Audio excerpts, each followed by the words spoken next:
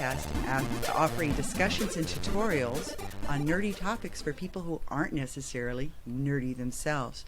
I'm Rosie Mom for today, and with me is my bachelor of a lifetime, George. Yes.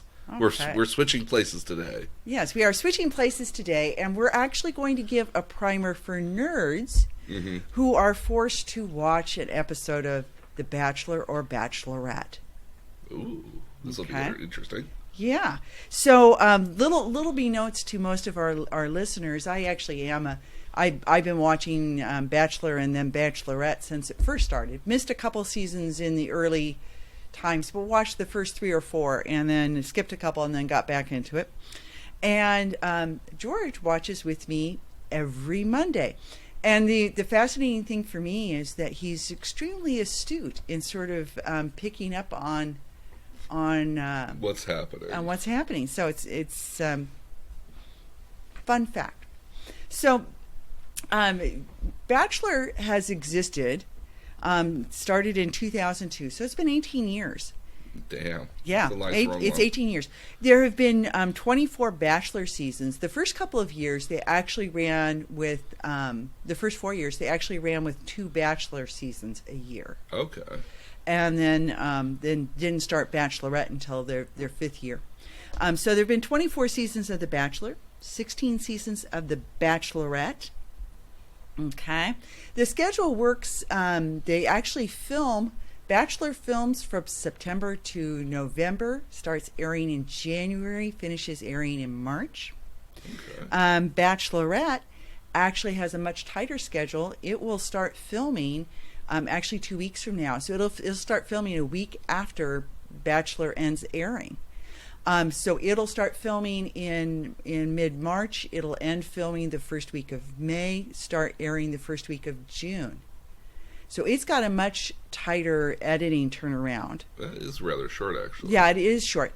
And then while it's airing, Bachelor in Paradise will actually start filming. And the fun fact there is that you'll see people enter Bachelor in Paradise right as they get booted off or eliminated from Bachelorette. You'll see guys who don't come onto Bachelor in Paradise. They actually will leave Bachelorette.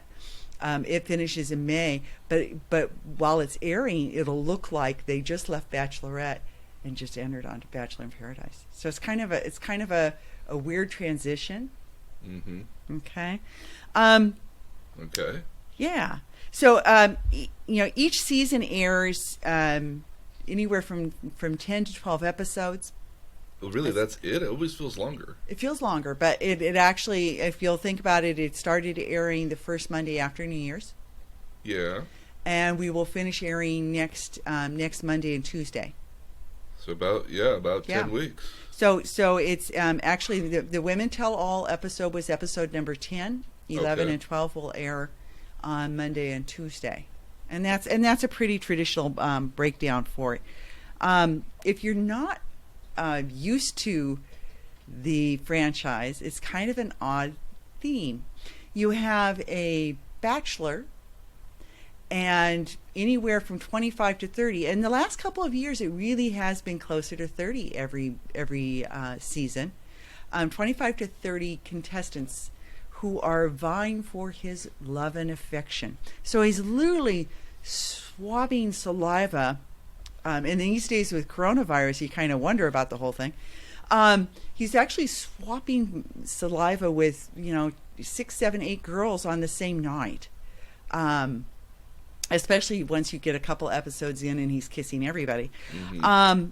But they have 25 to 30 contestants. The first 6 episodes, it takes 6 episodes to get you down to what they refer to as the final 4. Really? Yeah, really. So when you think about the first night, it takes a while to pare it down. You ready? Yeah, I'm going to go through this cycle for you. Oh no! I'm thinking about it now, and I keep remembering. Yeah, it's like a 2-hour episode. It's a 2-hour episode every Monday. Every Monday, and it always feels like it just takes forever to get through it. Sometimes, depending on how many girls there are, and try to keep track so of I mean, that. understand that the first night you get this sort of rundown of who the Bachelor is. You see a couple of videos of a couple of the contestants. The contestants get out of the car one by one, so they go in limo groups of 4, and they get out of the car one by one and walk up and meet the Bachelor. And sometimes they try to do something memorable. There have been all sorts of stupid stunts. What are some stupid stunts, Mom? Some stupid stunts. There have been people who came in on horses. There have Okay. been people who came in in race cars. Okay. There have been people who came several times, both men and women, dressed up. One woman made it through the entire first episode dressed as a dolphin, in a dolphin costume. Another guy, you never saw his face during the first episode. He came dressed as a knight because he was her knight in shining armor. That's clever. It's clever. This particular season, because pilot Pete is famed for having had sex 4 times with the previous Bachelorette in a windmill, one woman came with a windmill apparatus on her back. A number of them tried to come in as stewardess. Yeah, because he's a pilot. A number came in as stewardesses. So there's always some sort of like make yourself memorable, and you have to, because there again are 25 to 30 women. He's not going to remember the names. How it ends up working, some people will bring him a gift. Madison this year brought him a painting, or Madison or Hannah Ann brought him a painting that she painted with her father. So they'll try to bring something memorable, or dress something memorable, or say something memorable. One of the cute ones a couple of years ago was there was a pediatric nurse who came in with a stethoscope and a very low-cut dress, and handed the Bachelor the stethoscope and said, "I want you to hear my heart and hear how fast my heart is beating," which forced him to, of course, put the stethoscope up against her chest. By the way, she won. Well, that's kind of a sly, not quite so sly move. Yeah, so it was effective. So the first night, he basically has a series of 5 to 10 minute conversations with 25 to 30 women, and it starts as soon as the sun goes down. 7:30, 8 o'clock. The girls start arriving, and you'll notice the driveway is always wet while they're arriving because it just looks better. That's the same true for wrestlers as well. If you've ever watched wrestlers with long hair, all their hair is always wet for God knows what reason. It's never because it creates a look. So the first night he sits and talks to all these different women, and there was a great spoof on it on SNL. SNL has parodied Bachelor or Bachelorette several times, but there's a great spoof in which the girls come in and they say, "I'm da da da da da da da," and the Bachelor just keeps repeating, "Oh, I love that," and the conversations are pretty stupid. Yeah. I guess because you're just trying to get him to remember. You're just trying to get him to remember you. And the girl who's the most memorable ends up with the first impression rose. But the truth is, first of all, during this entire time, and this is true during the entire run of the show, actually, they are plying these girls with alcohol, plying these guys with alcohol. It's a lot of alcohol. Contestants come off the show, and that's one of the first comments that the candid contestants will say, is they constantly try to keep you drunk, because when you're drunk, you'll say something stupid. Or you'll do something stupid. Or you'll do something stupid, yeah. Or maybe in the case of the when it's the Bachelor, the females will go a little cuckoo sometimes. Well, I mean, you get a lot of behavior that in retrospect you might not get. So there's a lot of alcohol served, but as the evening runs on, this starts at 7 or 8 o'clock at night, and it doesn't end until 5, 6, 7 o'clock in the morning. So if you look at there's a picture every season taken that's all the contestants out in front of the mansion. And I should mention the first couple of episodes take place with everybody staying in the mansion, except for the Bachelor or the Bachelorette themselves. And I'll give you some information on the mansion in just a moment. But they start arriving, and then they have these chit-chats. Well, by the time it comes for the Bachelor to hand out the first set of roses, in which he'll eliminate depending on how many women he starts with, he'll eliminate anywhere from 5 to 7, 8 women the first night, which is why you have to be memorable. Yes. Because that's actually the biggest number of eliminations for a single night in the entire season. Mm-hmm. So by the time he actually gets to the rose ceremony, he actually only gives out a couple, like 3 roses at a time. And then he goes back and speaks to producers because he's actually picking from pictures because he doesn't remember all these names. He's not going to remember all these names. So he'll hand out 3 or 4, and then he'll stop and they'll cut filming, and he'll go back and the producers will give him the names of the next several that he's going to. And the producers dictate the order. Oh, so he's already gotten to the back, figured out who he wants, but they're going to dictate who the producer's going to tell him which ones and what names win. In what order and who they're going to make wait. And sometimes what you see air is not the same order in which they were actually called out. Really?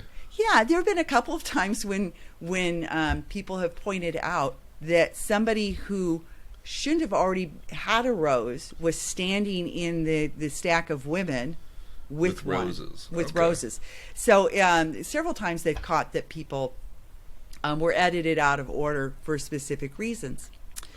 During the entire evening, and this is true of all the dates, there's what they call ITMs, which are in the moment interviews. So there's always a room set up with a camera and several producers, and they record these contestants, men or women contestants, and the Bachelor or Bachelorette themselves, record their reactions to things. They'll ask them prompts. You don't ever hear the prompt, but they'll ask them questions. So what did you think of Ryan? And the girls say, oh, he's so cute. I just can't believe he's even better looking in person. Da, da, da, da, da. And sometimes the comments will be like, how do you feel in this like room full of beautiful women? And, you'll get some girl who says, I'm not, I didn't expect everybody to be so pretty. And they'll show their lack of self-confidence and their insecurity and sometimes get very emotional. All those little segments are filmed. And sometimes the order of the rose ceremony sort of plays off of some of those little segments that they'll edit in. Mm-hmm. Got it. So I think that's why sometimes the order of the recipients gets moved around. So how long does this first rose ceremony actually take at the end of the day? The first rose ceremony takes about an hour. Because when they cut it, it's all like 5-10 minutes maybe. Exactly. It's exactly that. So the first one takes, because he doesn't know any of these names. Oh, absolutely no. If there's 30 women in front of, and they'll film ITMs in the middle of it too. Oh, really? Yeah, they'll pluck a girl whose name hasn't been called yet, and he's halfway through, and they'll give her a little ITM in which he says, "I hate to think I'm gonna go home on night 1." There's always one of those. Interesting. Yeah. So the first night runs all night. They take the next day off. Then they start filming the dates. Now, when they refer to weeks, Bachelor weeks are not full weeks. Not full weeks. They're 4 days. Okay. Okay. So a Bachelor week for the first, at least for the first couple of episodes, are 4 days. They stay in Los Angeles. They might have dates that leave. Go to Vegas, go to Arizona, go to the Grand Canyon, someplace close by, go to San Francisco. A short hop destination. Yeah, short hop. They might have dates that leave, but they stay in Los Angeles for the next 2 episodes. Okay. Okay. So the next 2 episodes, the next several episodes actually, have a pattern of having 2 group dates and 1 one-on-one. So it's usually group date, one-on-one, or group date, one-on-one, group date. Okay. Okay. But that takes all of 4 days. So it goes group date, and they just flow one right into another. Group date, and then a one-on-one, and then a group date, and then a rose ceremony. And every episode ends with the rose ceremony, typically. Typically, it doesn't always happen. Like if you looked at Caitlin Bristow's season, her rose ceremonies, because that season was just a mess. Her rose ceremonies tended to happen in the middle because they were trying to stretch the season out. It wasn't a good season, or it was just a hot mess? It was just a hot mess. It lost control. They never did have hometowns. It lost so much control. Oh, wow. There are a number of things that happened, and we'll maybe talk a little bit about some of the things that happened. But the way the season flows is that, they stay in the mansion for the first couple of weeks. And when we say weeks, again, those are Bachelor weeks. It's actually 8 days. So it's the first night. It's actually 10 days. It's the first episode, the first night, a day off so that everybody can get some sleep because they were all up all night. Okay. And then the first four days, which are 1 week, week 1, episode 2, and the next 4 days, episode 3. Okay. So 10 days into it, you've already filmed 3 episodes. That's a lot. It is. It actually, when you think about it, you're getting those 12 episodes out of a filming period that is 8 or 9 weeks. Yeah. And it slows down towards the end, and we'll talk about some of the timing and why it slows down. Okay. The mansion itself is at this point quite famous. People keep trying to break into it. Until 2008, it was owned by a family who actually lived in it. And just sort of left, and they brought in furniture. They brought in furniture while it was filming, and then the family would move back in. It was sold in 2008, and now the production company doesn't actually own it. You would think that they would want to buy it at this point. Yeah, you would think that they would. Yeah, you would think that they would. It's not necessarily an Airbnb, but from what I understand, you can rent it. That there's the people who the ownership of it is a for money sort of thing, like a capital investment company or something. Yeah, and if you think about it, so the Bachelor films in it for basically 2 weeks, twice a year, so only ever gets used a month out of the year. They might come back and film a rose ceremony after hometown dates, although lots of times those have been in other locations. Peters was in an airport hangar, as an example. Because he's a pilot, of course. Because he's a pilot. But that's not the first time it's been in an airport hangar either. So the mansion itself, even though you think of it as sort of the site for the show, only gets used for 2 weeks. It's always kind of interesting. So each of these evenings, he's eliminating at each of these ceremonies. The first couple of rose ceremonies, he's eliminating 3 women. That's why it pares down kind of slowly. Maybe 4. So let's say, for example, we started with 30 women that first night, and we pare it down to 22, 23 some odd women, and then we keep going 3 or 4 every single week, it would seem, right? Yeah, so you don't get down to the final 4 until you get to episode 6. At the end of episode 6, you're at your final 4. I'm trying to do the math in my head. So, if you had 23 and you had 3 or 4 eliminations, you have 20. You have 5 episodes to get, or 4 episodes to get it down. Yeah, it's 3 or 4 women a week. Some self-eliminate. Some, if you go... Oh, that's true, yeah. There's quite a number that'll just either eliminate themselves or... If you go on a one-on-one date and you don't get a rose at the end of the date, you're eliminated. Yeah. So that's one of those things. If you're on and if you go on a group date and you get the group date rose, because there's 1 group date rose for every group date. Okay. And you get a group date rose, you're safe for that week as well. So at the rose ceremony, you already have a rose. Has there been a lot of one-on-one dates in which they don't get the rose? There's at least 1 or 2 every year in which they don't. Is it early in the season or later in the season? They could be midway through the season. I think I don't think it's ever the first, second, or third week episode. Sort of okay. Yeah, because I think those ones are ones in which the lead gets to sort of choose who they want to spend more time with. They let production know. Okay. Okay. The group dates are usually, they can be anywhere from 6, 7, 8, as large as 10 women or men on a group date. But during the first 2 weeks, not everybody gets a date. There's usually a couple of people, 2 or 3 people who don't get any date. Because there are just too many of them.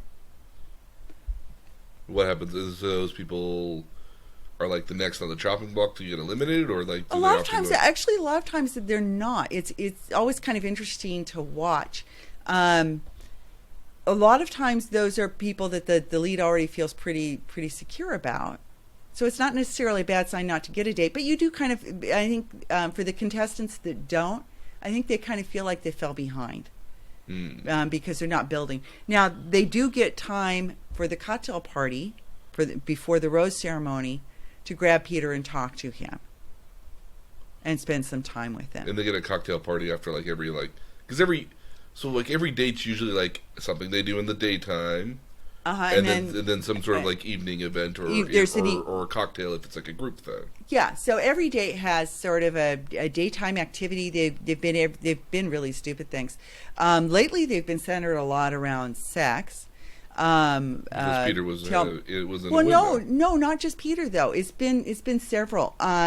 There's almost always some sort of performance date. Where there's some sort of artist or something playing? No. By performance date, I mean there's a group date in which the contestants have to perform. Ah. And this year, this season, it was supposed to be that they were all going to tell a story about sex because Peter was in a windmill. But then Hannah Brown showed up, and there was an emotional moment with the past Bachelorette, the season that Peter came off of. And so that date got canceled. But there's been talent shows. There's been modeling dates. There was a modeling date this year. Yes, there was that. There's always been some sort of football adjacent of something. There's football, soccer, basketball. There's been all sorts of sports, especially when it's men. There's been kickboxing when there's been men, and one guy actually got a concussion. So there's usually some sort of activity, and then they change. They bring clothes with them. They don't go back to a hotel to change. They bring clothes with them, and they change. And there's an evening portion of the date. And if it's a one-on-one, you're right. There's usually some sort of performer. It hasn't always been true, but over the last 10 years, it's been a way for new artists to appear. Artists you might not have heard of, or artists signed to the production company. Yeah, exactly. Signed to because remember, Disney is the owner of ABC, and ABC airs. The mouse will own everything at one point. Yeah. Well, I mean, it's actually filmed by Warner Brothers, the show. Yeah, that's true. But there's some cooperation with Disney, and they're recording artists that frequently come on. So there's usually an activity followed by either some sort of, if it's a one-on-one, some sort of performance, dinner in a romantic place, something like that. If it's a group date, it's usually like a cocktail party. Okay. And one thing you'll notice on even on the one-on-one dates, even though there's food served, nobody ever actually eats. They eat before the date. Well, you don't want to get food on your dress. Well, and you don't want to interfere. You don't want conversations to take place with people who just took a bite full of something. Plus, I mean, if you got mics, everyone's mic'd up too, right? Everybody's mic'd up. And so if everyone's mic'd up... They're mic'd 24/7, by the way. They're mic'd in the house. So here's one thing I will say about... It's pretty easily to mic a guy, typically. They've got more clothes on. They've typically got more clothes on. They're a lot more baggies, not quite so tight-fitting. I'm somewhat curious where they put a lot of the stuff for women. Because again, when we get to Bachelor in Paradise, you can clearly see when, men have, a recording necklace on. Yeah. And women all, but you can see the receiver in their pants. Women often have it just the back of their tops. The back of their bathing suits. And it's, and I'm always curious, they don't always look like they have a necklace on either. Yeah. So where is it placed sometimes? Yeah. So it's interesting to see how they do mic them in the evening gowns as well. I think they're pretty creative about doing it, but you are constantly mic'd. Surprising nobody's come out with a smaller mic at all just yet. Well, and I kind of wonder if somehow the mic itself is smaller and hanging from an ear or an earring or something. Yeah. So that I'm not quite It'd be an interesting notion. clear on. After the first 2 or 3 weeks. After the first 3 episodes, they'll travel domestically. So they'll go someplace in the United States. It's been everything from Hoboken to Cincinnati to Indianapolis, I think, was this year. Yeah, so it's been different places. This season was kind of funny because he's like, we're going to somewhere magical and such, and all the girls are like, Ooh, what is it going to be? We're going to Indianapolis, and everyone was like, oh. It's fun. It's fun to watch them fake the enthusiasm for whenever that's announced, because it's rarely. It's not like they go to. As many episodes have been in Vegas, I don't know that they've very often stayed in Vegas. I can't think of very many times they've actually stayed there. No, maybe Jersey City, maybe, but I mean. Yeah, so they go someplace domestically, but it stays with the same format. Okay. Okay. It isn't until you get you start traveling internationally, which will usually be the following week. So episode 5, and remember by episode 6 we're down to 4. So when we travel internationally, we're usually at 8. Okay. Okay, we've gotten it to 8, and then the following episode to 6. And at that point, sometimes you can have some things change. So episode 5, you frequently have a 2-on-1 date. That's not good. Yeah. So the 2-on-1 date takes. So you might have a group date, a 1-on-1 date, and a 2-on-1 date. And the 2-on-1 date, somebody's going home. Sometimes both of them. More than once, it's been both of them going home. I remember one season where it was both of them. Oh, Chris Solis's famous season was Kelsey and Ashley I. And you had this scene of Ashley I. They were out on this island in the middle of nowhere. And Ashley I was crying, and she didn't know that Kelsey had been let go, and she was all tears. And then you watched Kelsey let go, and I always wondered, did they go back in the same helicopter and find out? Because you're not going to send separate. It would have been more interesting if like dinner had been on a dock, and then 2 of them left on a boat, and they left the last person there. That has happened too. That has happened. Well, it just screened it in my head, and it just came where they're just watching the other person go away. They're watching the other person take off on a boat, take off in a helicopter. Lots of boats, lots of helicopters. So 2 seasons ago, I remember that happening. It was Chicken Guy and what is his name? Because I always forget his name. He's one of my favorite model guys. It's always on Bachelor in Paradise now. He actually got kicked off the Jordan. Yeah, they had a 2-on-1 date. Guy who came in a chicken suit got let go first, and then I guess the Bachelorette, who I can't remember her name, Becca, went back with Jordan and was basically like, yeah, not you either. Yeah. So a lot of times the 2-on-1 date is 2 people. It's never a good sign to get that date. Because it generally is that the lead doesn't really like either one, and even if one's kept, the other one has likely got a death wish. Right. I mean, this season it was Tammy and McKenna, and if you'll recall, he let Tammy go, but then at the rose ceremony he let McKenna go too. Oh. It came up on the Women Tell All. She asked. McKenna asked, well, if you were going to let me go anyway, why didn't you just let me go at the end of that date rather than making me sit through another rose ceremony? And he said, well, because I wasn't quite sure. So that's a typical fifth episode. Fifth episode. Okay.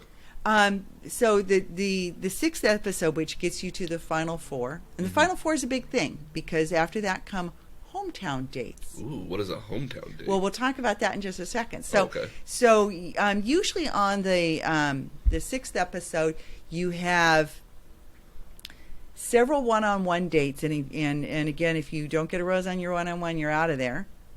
And and but the one-on-one dates I should say you're going to get dismissed on the one-on-one date. Mm-hmm. And if you don't get a rose, you're out of there. If you get a rose, you're getting a hometown date. And then there's usually 3 one-on-one dates and 1 group date with 3 women. Okay. And the group date with 3 women typically doesn't have an activity. It used to have an activity, but now it's more often that they go someplace pretty with gardens where they can walk, and he can just talk to each of them individually and spend some more time. You might get dismissed during the daytime portion. There's usually only maybe 2 women who go to the nighttime portion. But there is a rose ceremony the next day, and somebody's going to go home. They don't just do the rose ceremony there at all? Because they have to have all the other 3 girls or guys that did make it to hometowns all there to congratulate each other with champagne. Yeah. So that date usually does get uncomfortable, because by the time he's down to 6, he's spent a lot of time with each of them. I mean, this time he let go of Kelsey and Kelly, both of whom he seemed to have some sort of connection. Or no, Kelsey got a hometown. Yes, Kelsey got a hometown. I'm trying to remember who else he let go of. We let go of the sensible one. That's Kelly. Okay. Yeah, and he kept the other 2. This particular bachelor likes drama. But that gets you down to your final 4. Okay? And this is where your weeks, rather than taking 4 days and once you're traveling and actually a travel day, your weeks actually start taking more time. Filming hometowns actually takes a week and a half. Really? Yeah. So at the point where you're filming hometowns, you have travel day, date, travel day, date, travel day, date, travel day, date, travel day, rose ceremony. Okay, so you're doing 4 dates, 5 days of travel, 4 dates, and then the rose ceremony. So yeah, the rose ceremony is typically in the evening on a day that they've all traveled. Okay. But you have to get to every place, and then you have to get everybody back to one place. So here's a question that I'll ask. Typically, as they've been going around, all the contestants have all been in the same hotel, facade, building, whatever it is, bungalows. They've all been in the same place. When they get to hometowns, do they get to go home and for several days, or are they just like, no, we're all in Cincinnati right now. One person goes to California and then comes back. Then another person goes to Chicago, then comes back. Is that how it works? Okay, so here's the interesting thing. During the time, the mansion that they're in, which is in Agoura Hills, for the first couple of weeks, is a 6-bedroom mansion. 6 bedrooms, 9 bathrooms. Still trying to make the math work there. And they're sharing rooms. Mm-hmm. They're 4 to a room. With bunk beds, I would presume. With bunk beds. So when they're in the mansion, they're sharing rooms, and when they're in hotels, they're sharing room. They typically try to put them 3 to a room, so it's 2 beds and a rollaway. Oh, that's the worst. Yeah, and so they keep them together. That all changes when we get to hometown dates. Now, that whole time, they're cloistered, and by that I mean are secluded. It's almost like being part of a jury. They don't have any access to television. They're not allowed to bring any books. They're not allowed any of their computers or their cell phones. They lose their cell phones on day 1. So they have no media. They only have each other. God, that would suck. Yeah, and they're encouraged and filmed talking to each other. Like if you come back from a date, you're encouraged to have girl chat or guy chat. So there's a lot of drama that happens at the house. Happens in sort of, they put them a lot of times in hotels and suites where there's a common room that they can all use and collect in. Yeah, or a parlor of some sort. Yeah, some sort of parlor, and they intersperse bits of those chats into the filming. So you'll be in the middle of a group date, and then they'll show dialogue that's happening back at the house. And some of the dialogue is unbelievably catty between women. It's things that if you were really, you're being filmed, but you wouldn't naturally say that if you were just in public. And, one of the girls this year actually questioned whether another woman was a pill popper, and of course that got aired. Yeah. So there's a lot of drama that takes place. The show, and we can talk about manipulation, but the show really is more about the contestants than it is the lead, ever. Yeah, I've actually kind of noticed that when I've been watching it now that you say that. I've always just trying to keep track of the contestants is the hard part. And up to hometown dates, they force the contestants together quite a bit, and they tend to fall into cliques. Like this year, I understand that there was a group of girls that were referred to as the rats and a group of girls that were referred to as the cats. And the rats were the girls who kept going to Peter and complaining about other girls. As where the cats were... The cats thought they were cool. That's always the one thing. Okay, so here's a meta commentary I always found very interesting about Bachelor or Bachelorette. There's an awful lot of women or guys that go about when they have their own private time with the Bachelor or Bachelorette, they're talking shit about somebody else, and I'm just like, if that were me, I would just be like, wow. What are you really in this for, then? Yeah, and we'll talk about that when we talk about some of the manipulation that takes place. Mm-hmm. Because there's a lot of producer encouraging. Because anybody who's ever watched the show knows, don't waste your time with the lead complaining about somebody else. Mm-hmm. So a lot of it's sort of producer-driven, and we can talk about that. But at the point where you go into hometowns, they actually keep them cloistered. So what they do is, let's say I'm the third girl with a hometown. So the first 4 days, I'll be in a hotel room in L.A. Okay. Now, other contestants may be in the same hotel, but I won't know what floor. I won't have any contact with them. Because after that point, you're kept separated. With the exception of this season, which broke that taboo with the fantasy suites. But historically, they've always been separated. Once you got to hometowns. What do you do once you're separated, though? I mean, do you get to at least watch TV or something? Or your producer might let you go to the drugstore because you need to pick up a couple of items, but for the most part, you're kept in your room because nobody wants to spoil the season by having somebody recognize you. Yeah. Because there are lots of spoiler boards out there that announce who the participants are way ahead of time and broadcast pictures of them. So they don't want anybody spoiling who's made it this far. So they're kept really cloistered. And again, no TV, no cell phone, no computer, nothing. Their only thought process is this competition and the lead. It just makes me wonder when you get to that hometown situation where you're sequestered in a hotel or a hotel room. In your own hometown, you're not allowed to spend the night with your family. In your own hometown, you will be in a hotel room. So when the lead leaves, mm-hmm. your producers will take you back to a hotel. You get to say goodbye to your family. And producers will take you back to a hotel, and the families are very carefully scolded. You're not to leak anything, because by then there are several spoiler sites that already have information. But an episode hasn't even aired yet. Understood. But if you look back even on this season. There's a woman named Alaya who comes back. Oh, yeah. That. And she says, oh, I heard this on this spoiler site that Victoria F. has slept around with married men. Wow, because okay, that makes more sense, because I was wondering how that information got out. It's like, okay, now that makes sense. She got sent home and she came back. And we'll talk about recurring themes as well. But... there are spoiler sites that follow this quite closely, and they're monetized. As geek culture tends to be. Yeah. So once you get to hometowns, you fly in, you do your activity. The first time you see your family is when you show up with the lead to have dinner. So the hometowns are set up so that you go to Des Moines. Mm-hmm. And you do something in Des Moines that you might take them to your apartment. That hasn't happened in a while, but that used to happen fairly frequently. Okay.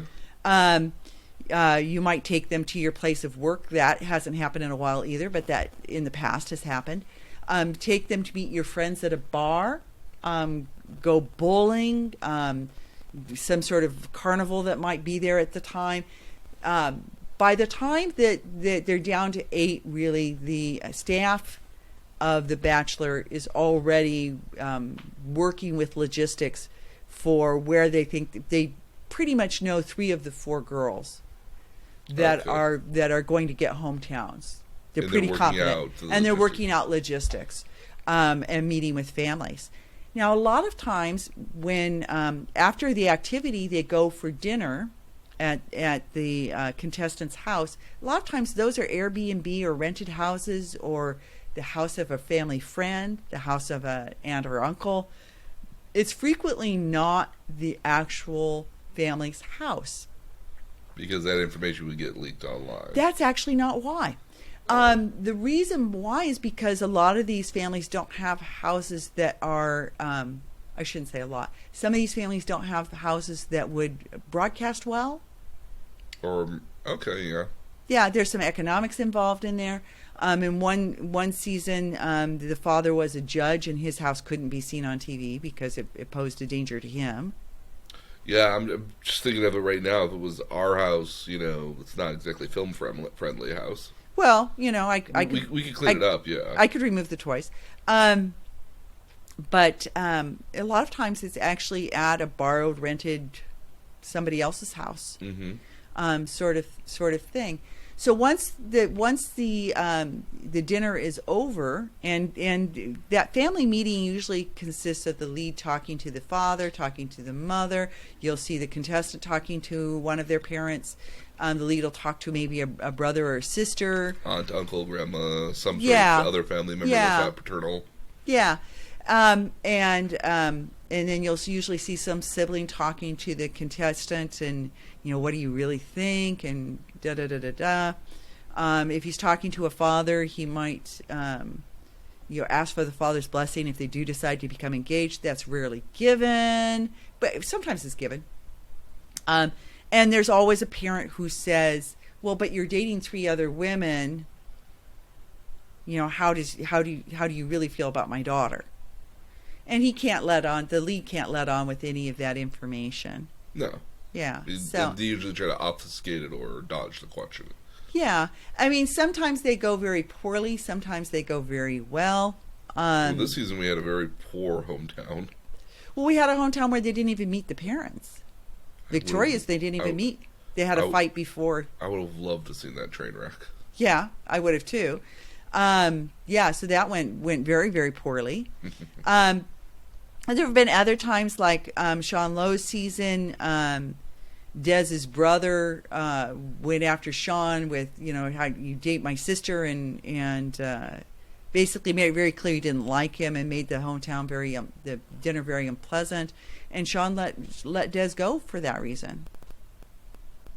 She later then became the Bachelorette, so it was just fine. But it worked itself out. Yeah, and in Ben Flajnik's season, there was a very, very nice woman who had played in her high school band, and she was from a small town, and took Ben to her high school and had the band play. And it was very clear that he, being from a large metropolitan city, was not into it. It was very clear that he was very uncomfortable with what a small town it was. We talking small town, like, hey, look, this is the one stoplight in the city. Yeah, kind of like that. Oh, wow. And something similar in reverse during Chris Solis' season is one of the last destinations they went to in the United States was his small town in Iowa. And the girls were asked to envision, and the woman who he eventually proposed to actually got to go to his house and meet his parents, which is sort of a tip-off that she was the one, or going to be one of the two, and all. But I think the idea was to sort of get them used to the idea, since a lot of them did come from large cities, of what a really small town he came from, because he was a farmer. So in that case, the hometown kind of worked in reverse. There have been times like with Caitlin Bristow. On her season, there was somebody who, because they had a DUI, couldn't go to Canada. She was from Canada, and if you have a DUI, you can't go to Canada? the lead. Oh, the lead couldn't. The lead couldn't. The lead had the DUI. That seems like a silly rule. I know, okay. but because it was a felony. That was my understanding. Okay. And her hometown took place in Arizona, which seemed odd since she was from Canada. So there have been different, scenarios that have happened during hometowns, but for the most part, they actually go pretty predictably. There's always sort of the conversation of, but you're dating 3 other women or 3 other men. Where do they really fit in?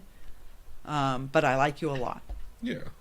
Sort of thing. Who gets to plan the hometown? Is that, Supposedly, the contestant does, but really it's the producers sort of making suggestions, and they need, because here are 3 options. Pick one. Yeah, that kind of thing. Okay. Because really, otherwise, how can you get permission to film the bar ahead of time? How can you, set all that up? Because literally, there's the rose ceremony, which is again in a foreign location. Mm-hmm. They fly home, and one of those girls flies directly to her hometown. Yeah. So they need to have ready to go, like ahead of time. Immediately. But again, typically they kind of know when it's down to 8, at least who 2 or 3 of those women are, and they can start setting up those. Yeah. Okay. Okay. Or in the case here, maybe of like, if it's like the last person who got the rose, and especially for like the group date, maybe it was, that person's gonna be number 4, because that seemed like that was the case this season with Victoria. With Victoria, yeah, she was like number 4 on the hometowns. Yeah, yeah. Which I had an epiphany in, so I think that'll be funny when we talk about it later.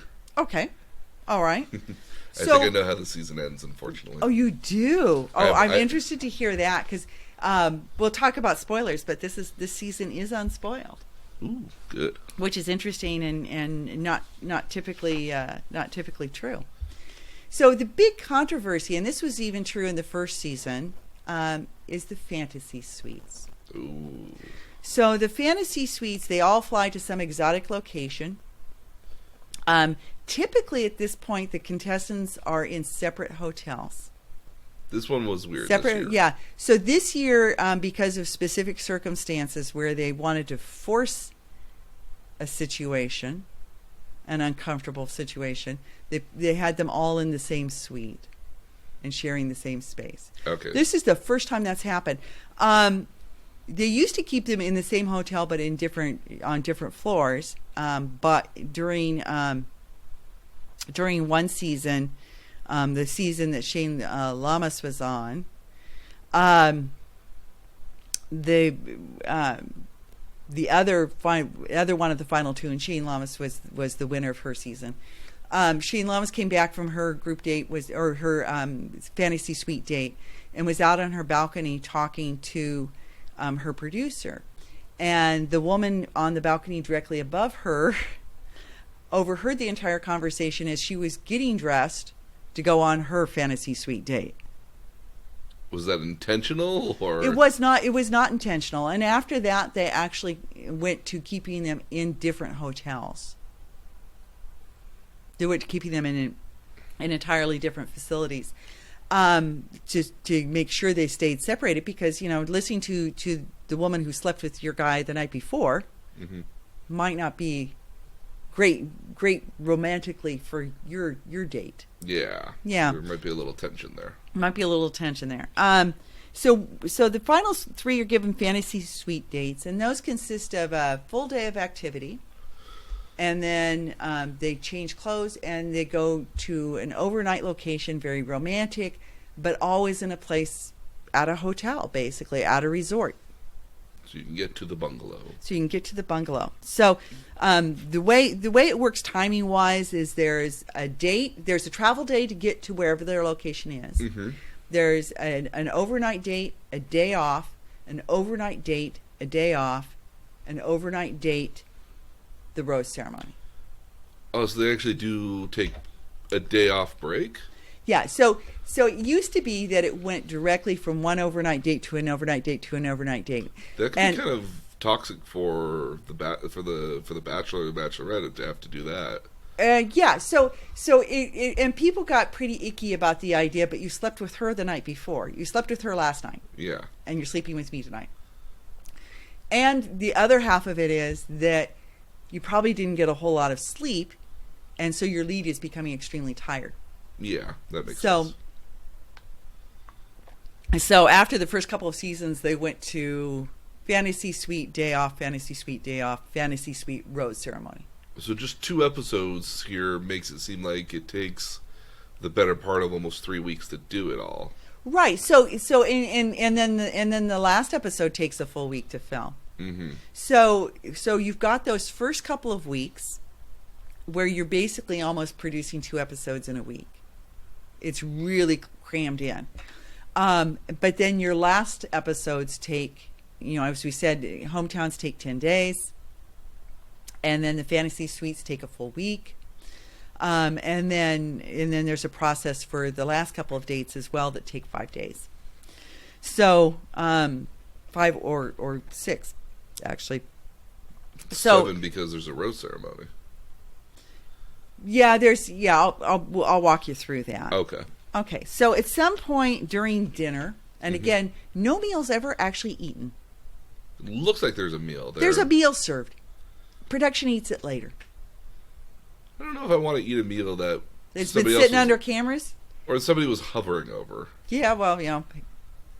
But producers can't be during dinner. The couple finds, or some member of the couple will find a card from Chris Harrison that reads, "You and you.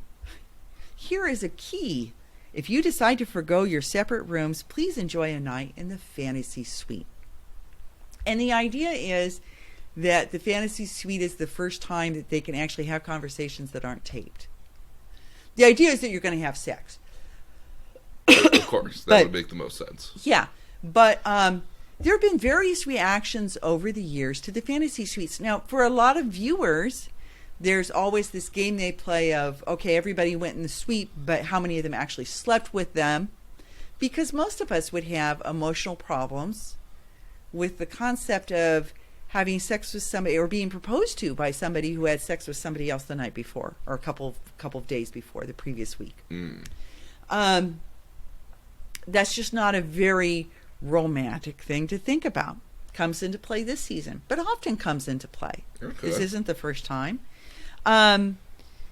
There have been leads, bachelors or bachelorettes, who told their dates, "I want to spend more time with you, but I'm not ready to have sex." Emily very famously did that because she had a daughter and she didn't want her daughter to see years later, announcements that she basically had sex with 3 men. Yeah. There's Ashley Hibbard had a contestant named Constantine who actually declined using the fantasy suite, said he wasn't ready. There have been people who have accepted and said, but really just so we can spend more time together and talk. Yeah. Because the conversations you see on screen are very edited. They're very shallow. There's no discussion of politics. There's very little discussion of faith. There've been more the last 2 seasons. Oh, this Bachelorette before was probably one of my favorite seasons. Yeah, so it's been more discussion of faith the last couple of seasons, but for the most part, you don't hear about faith. You don't hear much about people's jobs or their passion for their jobs. Or what other passions they have. Yeah, so there's not a whole lot of deep conversation that goes on. So the fantasy suite for at least some people is an opportunity to talk. Okay. There have been a number of contestants who have declined altogether. The winner in Aaron's season, which was like season 3, Helena said no. There was a contestant in the first season who said, I'm not sleeping with you. I don't know you well enough. I'm not doing that. Becca from Chris Solis' season, who was a finalist, said I'm sorry, but my Christian faith doesn't allow me to do that. Yeah, there's been. I mean, the season before, I forget what his name was very much the case of like Luke. No, not Luke. Oh, not Luke. Oh, no, not the Bachelor before that. Oh, Ari. Not Ari, but so there was the next Bachelor guy that was like famously, oh yeah, he's a virgin. Who's going to deflower him? Oh, Colton. That's what Colton was a reborn virgin. Oh. Yeah, as was Luke. Colton was a reborn virgin, and said we'll use the time to cuddle and talk, and he did go on one fantasy suite date before that whole one blew up. Yeah, so it's fantasy suites are interesting, and I think there's a lot of emphasis in this show on sex. It's very sexualized. It's become more so as years have gone by. There famously have been a number of virgins. You touched on Colton. Luke P. was a reborn virgin. We have one this season. Sean Lowe was a reborn virgin, where they'd had sex but then had made a pact somehow to abstain. We haven't had a declared virgin Bachelorette, but we've had a number of declared virgin contestants. Ashley I, the first Becca, this season. And in past seasons, it's become sort of how that person got identified for the season. It became a huge issue that they were a virgin. This season, we have Madison, who doesn't tell the Bachelor that she's a virgin until actually the fantasy suite date. Mm-hmm. She does tell him, and this is the first time we've had this happen. She does tell him. When she is given her rose for the final three, she pulls him aside and says, "Can I speak to you for a moment?" And she tells him, "If you have sex with other women, it's going to be hard for me to move forward." That's kind of a cock-blocking situation right there. Yeah, and that is actually why they put all three women in the same suite. And they give the other two women their fantasy suite dates first before they give the virgin hers. And so then I think they did that in hopes that one of those other two women would make a point of saying something, and both of them have the grace not to. Although you get to see them discussing amongst themselves how unfair they think her, because Madison does tell both of them that she asked Peter not to have sex, and how unfair they think that is, and didn't she know what show she was coming on? Yeah. That's a funny, again, that's a great notion here. It's like, you know what the show is about. How do you even audition for it not knowing what it is and not knowing how this all goes? I mean, like, this is clearly something that was going to come up. Yeah, so it's an interesting dynamic, and in this particular, back to back, we have seasons in which contestants had an issue with the lead having sex with somebody else. Now, Luke P. with Hannah Brown basically tells her during the dinner portion of his fantasy suite date, if you had sex with somebody else, I don't want to go forward. But then sort of changes his mind when she says, yes, I have.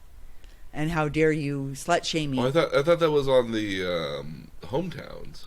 On Hometowns, he says that they had a conversation during their hometown in which he said she wasn't intending to use the time that way. Because I thought Luke got kicked off during Hometowns, and then he just appeared again after Fantasy Suites. No, the deal there was she was going to kick him off during Hometowns, and then she just couldn't do it. And she asked production if she could have yet another rose. And production was probably, rubbing their hands, going, "Yay, more controversy." And she had that's right. And she ended up with 4 fantasy suites in Greece. That's how that worked. Okay. So that's how that worked. So she ended up with 4 fantasy suites. That season was quite a mess. It was a mess. There have been a couple of really messy seasons. Hers and also Caitlin Bristow's were really messy. But in this particular instance, you have back-to-back contestants that have said, if you have sex with somebody else, I'm going to have a problem with it. And Luke was very ardent about it. Madison was a little more soft-spoken, but she told Peter, I'm very disappointed. Mm-hmm. And Luke was absolutely vilified. Madison vilified some in social media, but not nearly as harshly. Well, so it's interesting. Well, Luke was a lot more forceful about it, though. He was, and he was offensive, and he was, and a lot of it, I think, was that he was self-righteous in asserting his Christianity. I think a lot of it was coming from sort of how he did it and not what he did. Oh yeah, no, I'm pretty sure it was all about how he went about it and not the alternate. Okay, so fantasy suites, they do some talking, and then there's another rose ceremony. There's another as there rose, always is, apparently. As there always is. And at that rose ceremony, they're not even supposed to talk to each other. They just exchange glances. It's interesting. Do you really kind of want to talk to any one of them after this point, though? Probably not. I mean, he slept with, he slept with the same girl you're dating. That's probably not a good conversation. Whether it's a man or a woman. About after that point? Yeah. It's kind of... Yeah, no, it's a good question. So they do the fantasy suite, and they go to the last chance meet the parents week. Okay. So they go to, again, another beautiful location. And in this particular set of dates is sometimes split in between 2 nights. Mm-hmm. I would suggest this time is probably, we have 2 nights for the final. Sometimes it all happens in one night, and there's something else going on that takes the second night, in terms of the actual episode airing. But they each of the final 2 mm-hmm. get to go to an afternoon with the parents on different days. So it's meet the parent, contestant number 1. The Bachelorette's with the Bachelor. Yeah. So the Bachelor, Bachelorette's parents fly to and maybe a sibling. Okay. Fly to the destination of the final rose ceremony. Mm-hmm. And contestant number 1 goes to meet the parents, and then contestant number 2 goes to meet the parents. Yep. And then contestant number 1 has a last chance date. That does not include an overnight, but it does include, rather than a dinner, usually the 2 of them in one of their hotel rooms just chatting and just talking. And then the second one has their last chance date, which again is an activity, one of those helicopter beautiful on a boat things, followed by the quiet evening. Okay. And then the proposal, then the ring selection, mm-hmm. and then the following day the proposal. So Neil Lang comes with the box of rings, and either the final 2 guys choose a ring, or the Bachelor does chooses a ring for his final girl, mm-hmm. and proposes. If you talk to any of the past contestants, they really say it's only on from the time you get to sort of fantasy suites on that you really get to know the person. That up to that point, your knowledge of them are these adrenaline-filled dates that don't have a lot of conversation. Oof.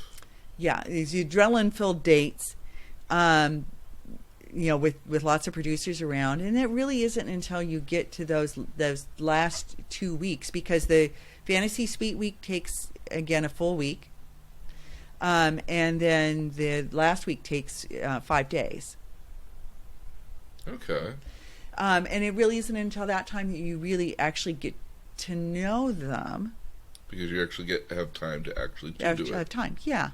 So, you often hear, and you've heard it this year already, that the Bachelor is falling in love with more than one woman. Or the Bachelorette is falling in love with more than 2 men. There's a lot of controversy over sort of who stays by the time you get to the final 2. There have been past contestants who have candidly said that they let go of the person they liked the second most at the end of the fantasy suite dates, because that made it easier to choose for the final rose. So there have been people who have openly have said, yeah, I kept this person because I knew they wouldn't be as hurt. I knew they weren't as into me. I wasn't as into them. And there have been final people who said, oh, I knew it. I pretty much knew it wasn't me. That makes sense a lot for Peter's season here, where Hannah B came back, oddly enough. Yeah.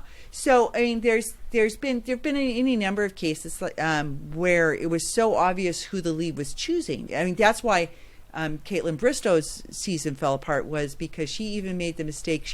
She would go visit the guys in their rooms sometimes. And Ben Higgins, came back to the room he shared with Sean, and Caitlin was dressed but snuggling in bed with Sean, and she'd already told him that he was the one. And this was like at episode 3 or 4. Oh, jeez. At which point they knew that she'd earlier been sexting with Nick Vial from Andy's season.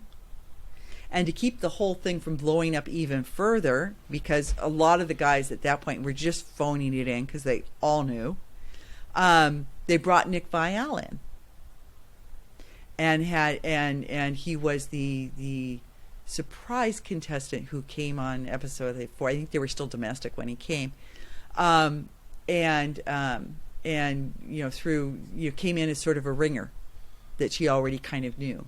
Okay. And that created all sorts of tension. But they didn't have any hometowns, in part because there was already so much spoiled that there was no way that the families didn't know what was going on as well.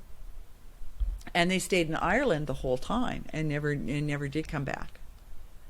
So there have been seasons like that blew up. During Ashley Hibbard's season, apparently everybody knew it was J.P. Rosenbaum. And Ben Flanick has admitted that he pretty much knew, even though producers were telling him it was him. That he pretty much knew that it wasn't him. So there have been seasons in which it was pretty clear who it was going to be. Jeez. Well, because if even you and I watch and can pretty much tell. He's got, somebody's got either a knack for somebody, or he's got a charm for somebody, or there's favoritism of some sort. And you kind of see how they react and how they behave around certain contestants, and you kind of know. And most of the leads have said that they knew their final 4 on night 1, or 3 of their final 4 on night 1. Yeesh. And that they pretty much, and most of the leads have pretty much known who it was going to be by episode 5 or 6. Now, they'll forever get asked by whoever finished second. It's happened a number of times. When did you know? And the lead will lie, because he has to. Yeah. And they'll say, oh, no, not until the very end. Yeah. But it's probably not the truth. So there's a final rose that gets given out at the very end. And a proposal most of the time. Now, there have been so most of the time they're proposing to somebody that they've known for 8 weeks. And have maybe had the better part of maybe 5-6 days of actual conversation with. Right, because remember, like a lot of these days, during this 8 weeks, they've been on dates with other people, and they've only had a couple of minutes at a rose ceremony or a couple of minutes on a group date to actually talk. Yeah, much less if you got a bit of one-on-one time. Yeah, so they're proposing to somebody that they really don't necessarily know well, which is a lot of the reason why there have been very few actual marriages coming out of this. And that was my next question here. Like, clearly this system, after you explain it all, can't possibly work properly. Yeah. As intended. So I mean, right now there are a couple of people that are that met on the show that are still dating. Okay. Colton is still dating Cassie. JoJo is still dating Jordan. They're still together. So there are a couple of people who... My Jordan? No, not your Jordan. Oh, okay. Sorry. So sorry. But... if only he'll find... What the interesting thing is, with a couple of the unusual endings, came out a couple of marriages. So, very famously, Jason Mesnick, because of producer pressure, he had his 2 finalists. He actually wanted to propose to Molly, but she wasn't going to accept the proposal, and so he was pressured by the producers to propose to Melissa, and he did. That didn't last even weeks. My understanding is that her ex-fiance showed up at the airport to pick her up at the end of the whole thing. So he very famously on the after the final rose. So there's the final rose ceremony, and then afterwards there's this sort of get together, which is a live audience show, which is broadcast live actually, where you get to see the new couple. And the person who was rejected gets to speak with the lead for a couple of minutes as well. And on that show, Jason Mesnick formally broke up with Melissa. She hadn't been told that that was going to be done on the show, although they were already broken up. And he asked the woman he did want to propose to if he could date her. And they have married. They married about a year and a half later. Okay. So that was actually the first marriage to come out of it, and that was season 13. We had Ari season, which was kind of bizarre ending. And I shouldn't say that was the first marriage to come out of it, because the first marriage was actually the Bachelorette marriage with the first Bachelorette. Oh. Which was Trista Rehn. Trista Rehn had been on the first Bachelor season with Alex, and she had finished number 2 on Alex's season. She was the first Bachelorette, and she did marry her firefighter, and they're still married. So that was season 1 of The Bachelorette. Season 7 of The Bachelorette, Ashley Hibbert married JP, which was the person that if you talk to other men who were on her season, said, "Oh, you knew early on that there was something there." Des Hartsock married Chris Siegfried. That was a bizarre ending because the person that you thought was really her number one choice left after hometowns. Oh. He was chosen, but he never came on his fantasy suite because he just wasn't feeling it. Okay. And she ended up actually on the fantasy suite date with her other third person. She told him that she wasn't going to go on the overnight with him because she wasn't that interested in him. Well, she let him go. Okay. But she's still married to Chris. Rachel Lindsay and Brian Abasso, which is Bachelorette 13, just got married. What an unlucky number to be number 13. I know. Sean Lowe was the first Bachelor to marry the girl he actually chose. Oh. So he did marry Catherine Guiducci. Of the Bachelors that got married, the third Bachelor that got married, there were only 3 out of 24 seasons. Not a good batting average. Not a good. Well, okay, but out of 16 seasons, you're only 25% on the women's side too. There have been 4 marriages on the women's side. Oh, okay, yeah. Yeah. So Ari Luckendijk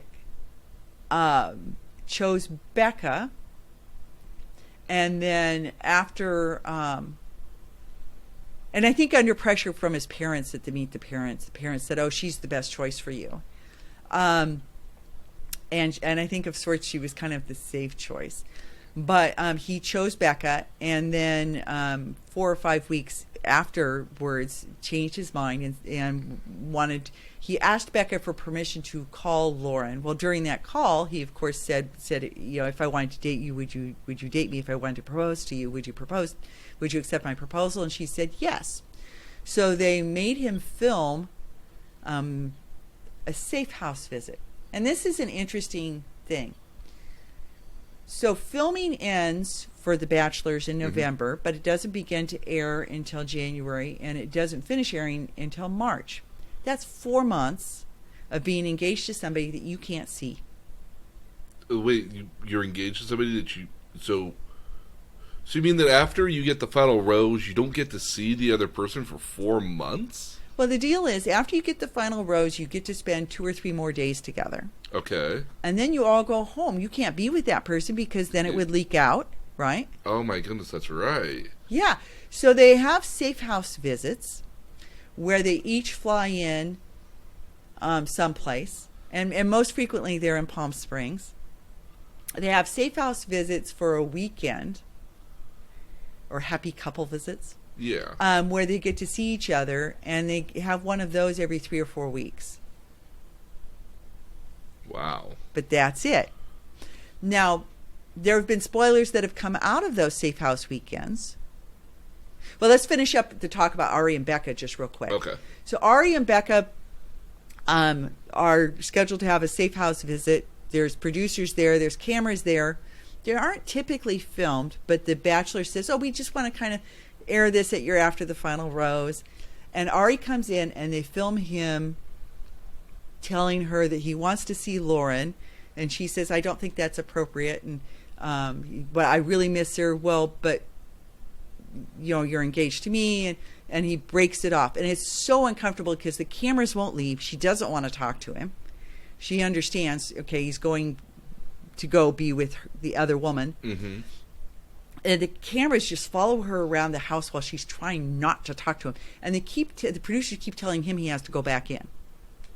And it is the most uncomfortable footage in the world. They aired it seemed like 20 minutes of this. Oh, jeez. And it was so uncomfortable. As a reward, though, she got to be the Bachelorette. Wonder who was going to be it beforehand. Interesting. Hard to know. So that happened in January, and she's the Bachelorette, and her season began filming that March, 2 months later. So, he did marry Lauren. Oh wow! Yeah. So of the 3 bachelors that got married to somebody they met on the show, 2 of them married their second place finisher because they changed their minds. Huh. It's an interesting statistic to me. But, they only have those couple safe house visits. And a lot of these relationships last 2, 3, 4 months post televising. Yeah. Some of them, especially some of the early ones, didn't even last that long. A lot of it is the distance. I have big hopes for Josh Murray and Andy Dorfman because they both lived in Atlanta. They were both from Atlanta, which you would think would give them an advantage. Yeah, because it's a central hub. Yeah. Well, and because they live close to each other already. Yeah. So they could have sneaked visits without anybody thinking anything. Figuring it out. Yeah.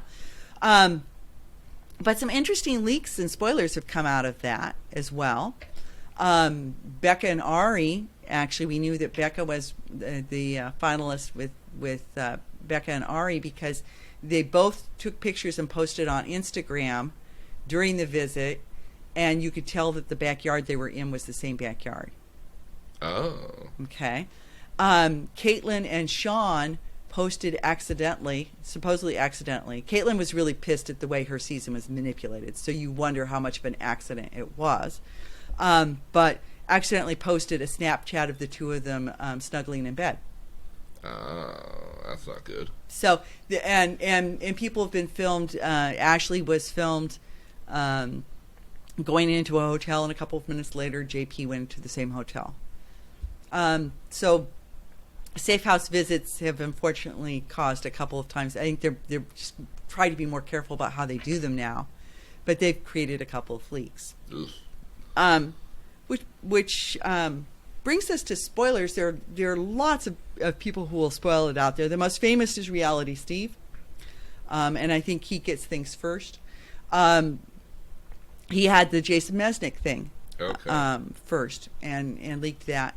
This is one of the few seasons when he's ever said, and he's only once been completely wrong.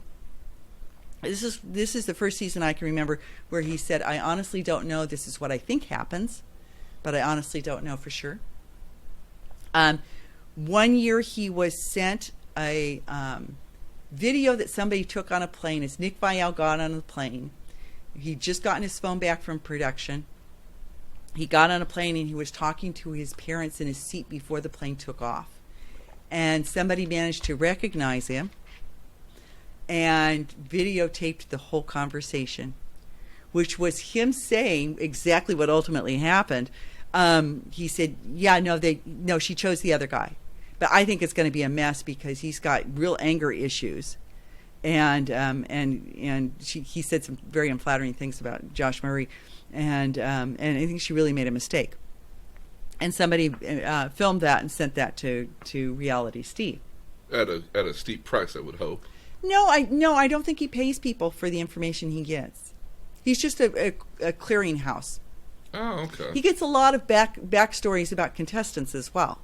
He's who published that Victoria Fuller was sleeping with Mary Mint. Oh. and that the recording artist that appeared on her one-on-one date was somebody she dated right before she went on the show. Oh. So he gets stuff like that. Another one that was sort of an interesting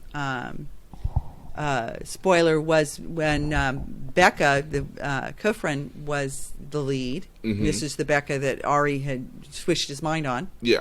And when she was the lead, somebody was staying at a resort. They were in Peru. Was staying at a resort across the way from hers, across a ravine from hers, and managed to film the final rose ceremony, and them taking pictures afterwards.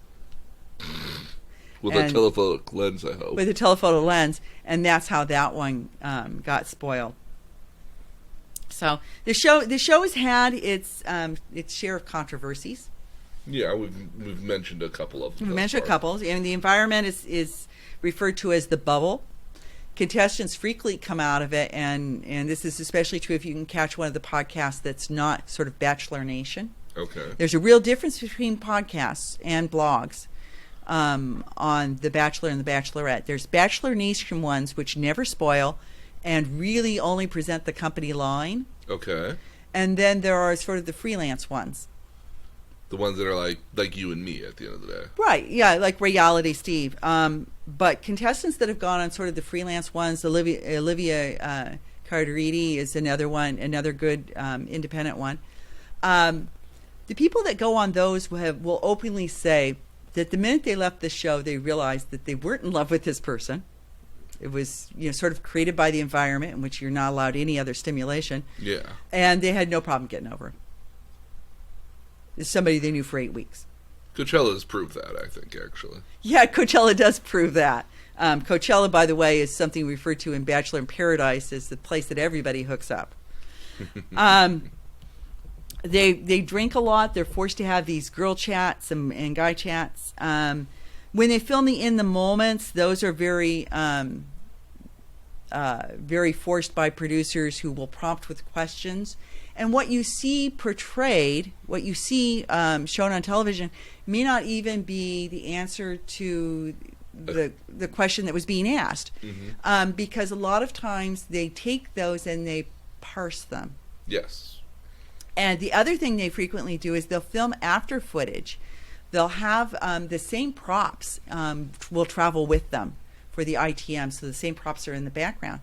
And you'll notice that some of the backgrounds always look very familiar. The same, and that's intentional because then they can, as they get their storylines while they're editing, if they decide to go a different direction with it, they'll have a cast member come back, and you'll notice that their hair is different. They're wearing the same clothes, but their hair is different. Their makeup's a little bit different. They're wearing different earrings, something like that, than they were actually wearing that day, and that's because they've gone back and backfilled it, and they filmed it after the whole thing finished so that they could get the edit they wanted.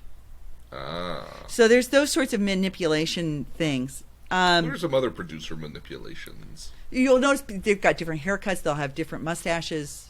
Yeah, there are a lot of, actually there's a show called Unreal. Okay.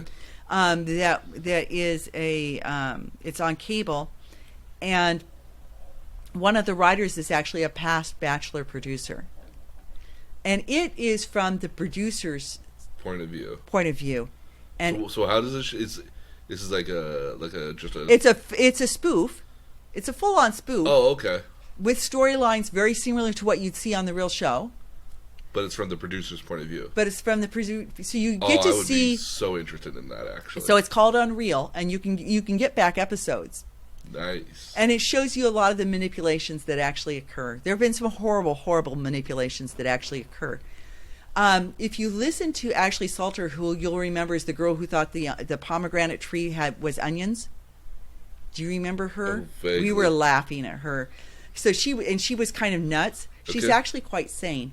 The deal is that she walked into a producer's room, a production room that had a storyboard, and she realized how badly the whole thing was being storyboarded. Yeah, and she decided to play along, and she just acted like she was absolutely nuts.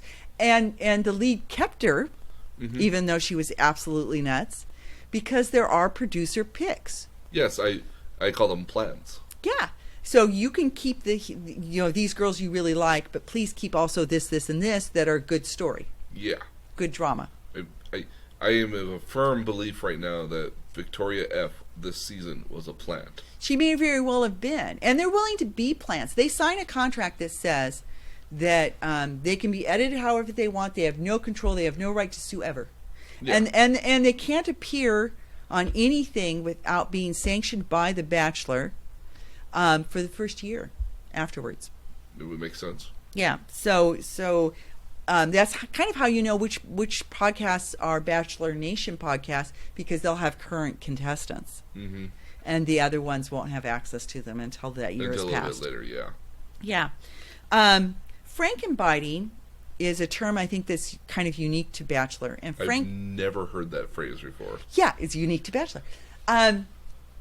What is this? Yeah, Frankenbiting is where they'll edit a conversation using parts of other conversations from other days.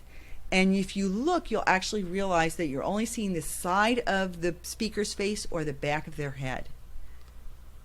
They'll be in conversation with somebody, looking at somebody else, looking at the lead, looking at somebody, and the conversation that you're hearing is not anything that was actually said in that moment. It's Frankenbited. It's parts of a conversation that might be from an ITM or from a conversation with somebody else on a different day. If you listen really carefully, you'll hear there's slight changes in the voice. So it might be a word from this conversation and 2 words from that one. But it's called Frankenbiting because if you'll remember, the Frankenstein monster was made up of pieces. Okay. I see the etymology of the name. Yeah. So one of the things I'm going to have you do for your homework, okay, is to listen to a past contestant that you dislike very much, and he's going to talk about Frankenbiting. Who did I not like? I'm going to have you listen to a Reality Steve interview. Okay. With Luke P. Okay. I didn't dislike Luke P. I hate everything that Luke P stands for. On 100%. I absolutely hate everything that Luke P stands for. The shenanigans that happened during his season were beautiful television, though. And I would actually very much be interested in listening to that podcast, if only just because I want to hear his side of it. Okay, so you're going to hear his side of it, and you're going to hear about Frankenbiting. Oh, I'm sure he got freaking bitten quite a bit. Yeah, here. So you're gonna hear about that. Producers, or allegedly being that. Producers will manipulate situations by whispering in somebody's ear, "Did you know da da da da da did da da da da da da?" Or by creating things like this year's Champagne Gate. This woman bought a bottle of Tom Perignon that someone had given her. Her father had given her. Her father had given her for birthday or something. For her birthday. And she was going to sit with Peter on the second episode at the rose ceremony and share it with him. And she had the producers set it up, with a chilling tub and glasses and everything at a little quiet corner in the mansion garden by a fireplace. And at the same time, the producers set up a second champagne area over to one side, and then suggested to Hannah that she go to the champagne area. And they directed her specifically to Chelsea's champagne area, but then Hannah's like, "But I didn't know. Look, there's another bottle of champagne down there. How was I supposed to know?" Yeah, it seems like a legitimate mistake. Right, but very much a production-driven drama. That lasted for, 4 episodes? Look, yeah, it went on for a couple of episodes where they were snarking back and forth at each other. And everybody was talking about it. Yeah. Another producer-driven drama is the bringing back of people that have already been dismissed. We saw that happen this season as well. Happens every season. Somebody always comes back. My favorite tale about somebody coming back is there was someone who was eliminated at like 5 or 6, so before he didn't even get a hometown. Okay. And he was off the show. And this was actually Hibbert's season where everybody knew it was JP, and there was very little drama at that point. And they called Ryan Parks well after he was gone off the show. He'd been off the show for a couple of weeks by then. And they called him and said, we just really think that America needs to see more of you. And the hint was that if you come back, we might make you the Bachelor. Did they make him the Bachelor? No. Oh. So they told him, we really think America needs to see more of you. We'll pay for you to come to Fiji and show up right before the final rose ceremony, or during the final rose ceremony days during that week, and try to persuade Ashley to let you date her again. And Ryan Parks even told them, I have no interest in dating her. I know who it's going to be. I could tell you who it's going to be. Can you promise, because I'm certainly not going to propose to her, so can you promise me that I'm not going to be put in that situation if I agree to come? And they said, oh yeah, there's no way she's going to go along with it. We just need you to come and do this. We think America needs to see more of you. And he was very much into alternative and sustainable energy, so he really kind of wanted to be the first Echo Bachelor. It would have been kind of a cool bit. Yeah. So he went back. He went to Fiji, took the free trip to Fiji, spent a couple of days afterwards before he came home. But he went at the producer's behest. That happens a lot. There's no way for a cast member to know where they're moving on to next unless production allows them. Yeah. Yeah. So every season there's somebody who comes back. A couple of seasons there have been contestants who suddenly got on. Ben Flanick had somebody who had a crush on him from watching him on Ashley's season, who was a past contestant on another season, who came on episode 2. That's happened a couple of times where somebody from a past season has suddenly come on. Nick Viall on Caitlin's season, and Hannah B this time being the most well known. But the other big producer manipulation is contestants going to the lead's room. There's no way for the contestant to know what room he's in without without production telling them. Of course, the most famous instance of this was in Panama with Courtney Roberts, probably everybody's favorite villain, during Ben Flanick's season, in which she went in her underwear and a bathrobe, and as he was coming back from a date, she was leaning on some stairs in front of his door, and they went skinny dipping in the ocean. Wow. Yeah, she won.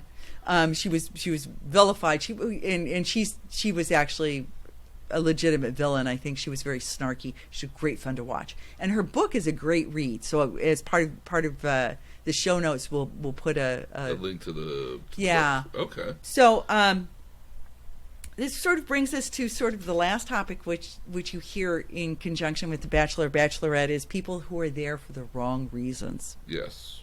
Okay. So with the advent of social media, it's been fun to watch how the show changed. You used to get more sort of professional people as contestants. The contestants had sort of more interesting jobs, more interesting professions. But it's a great chance to make an absolute fool of yourself and damage your reputation. Yeah. So over time, you got less of that. But what you were replaced by were this assortment of models and personal trainers and social media influencers. People who needed followers so they could push products. And it's always been true that contestants got, like the women I know get a couple pairs of jeans or shorts and a bathing suit, and then they're responsible for all their own clothes, except if you make the finals. Yeah.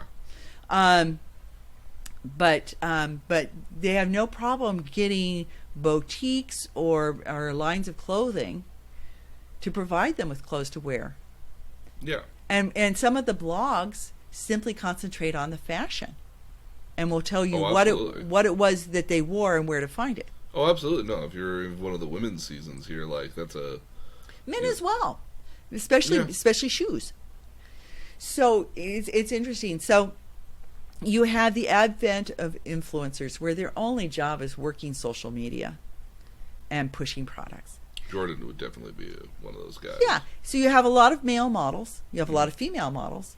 A lot of pageant queens. Lots of pageant queens. The last 3 seasons have seen at least 3 Miss USA contestants, so women who had won their state. Yeah. And for that reason, all know each other and have competed against each other before. And that's talk shit about each other. And talk shit about. Yeah, it's always been an interesting dynamic because they don't like each other. No, they were competing against each other sometimes weeks and months ago. Yeah, and have been competing against each other for a while. Yeah, so it's an interesting thing that more recently we've had a lot of beauty queens as well, but you get a lot of pharmaceutical sales, sales reps, realtors, yeah, and it's people who can take up to 8 weeks off their job. Yeah, I'm thinking about it for one thing. It's one thing I've always thought about is like, what do you do with a job at the end of the day? Like, do you ever get to go back to it? Because I mean, like, if you work at like a law firm or something, do you get to go back to it and still have any sort of reasonable reputation when you get back to it, if any? Yeah, so that's been an interesting thing because now Kelly was a lawyer, but again, Kelly until the very last episode had a very positive edit. Hard to know what happened there because she wasn't invited to the Women Tell All. I noticed that too. I didn't see her there. She was not invited. She and Natasha, who is also a major character, were not invited, and it's hard to know why. But she was Didn't Natasha leave on like in a kind of a bad way almost? She did, but still, I would have thought she would have been invited. I mean, the more controversial you are, the more they love you. And the Men and Women Tell All really kind of feed the spinoffs, and we'll talk in just a second about some of the spinoffs that are that the show is sort of created, because there are actually quite a few spinoffs. Really? Yeah. I'm really more or less aware of the one. Okay, so the Men and Women Tell All, you can kind of tell from who they sort of feature there, who might be included in a spinoff. And I think because Kelly was sort of no nonsense and I think kind of made it clear that she wasn't in for all their manipulation, that might have been why she wasn't invited. But it's very rare to see somebody who makes it to the final 6 not be included. I was surprised. Okay.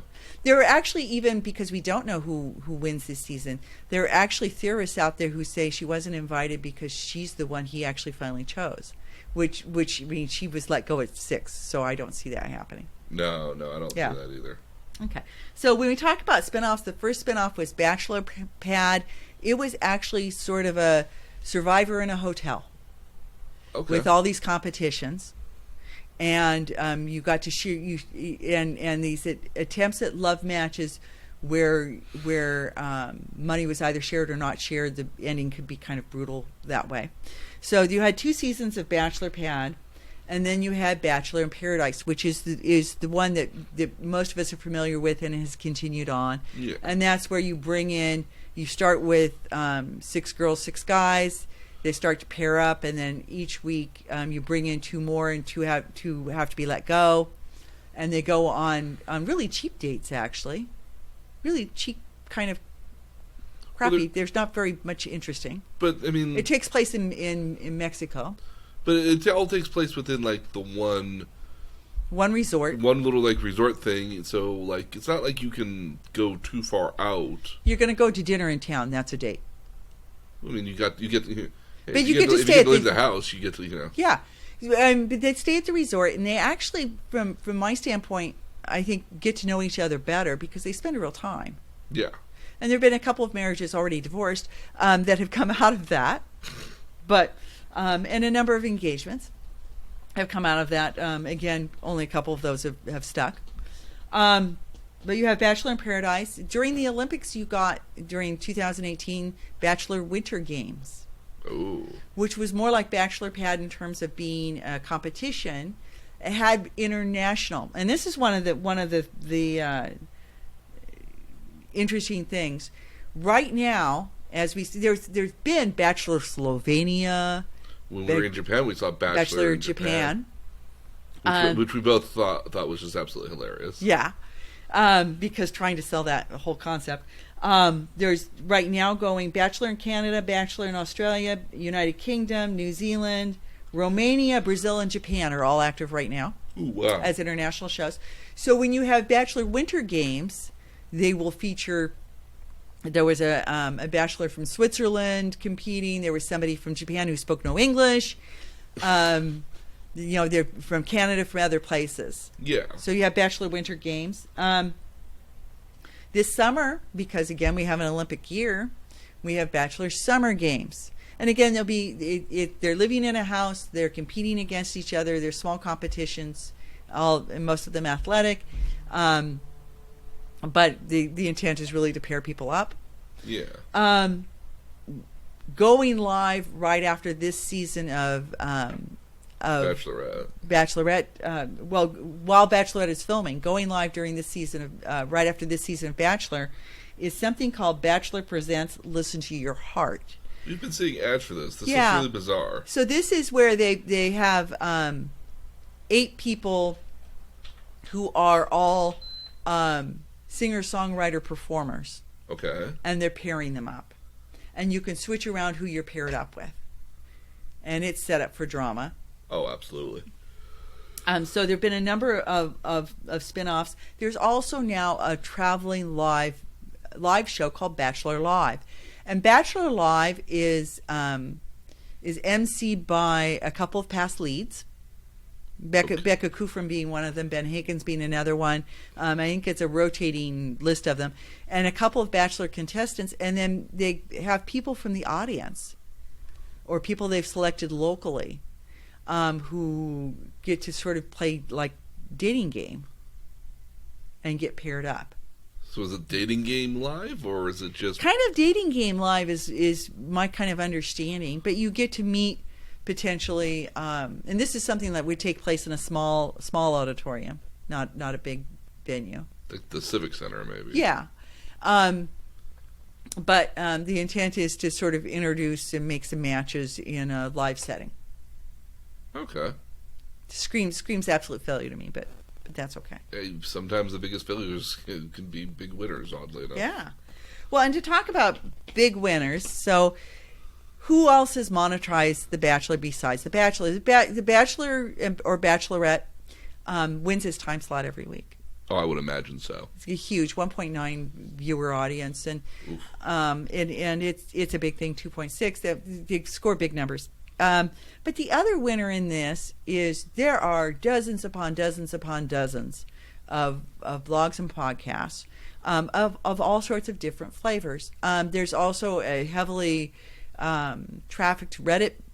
There's heavily trafficked Facebook pages. There's a couple of bulletin boards.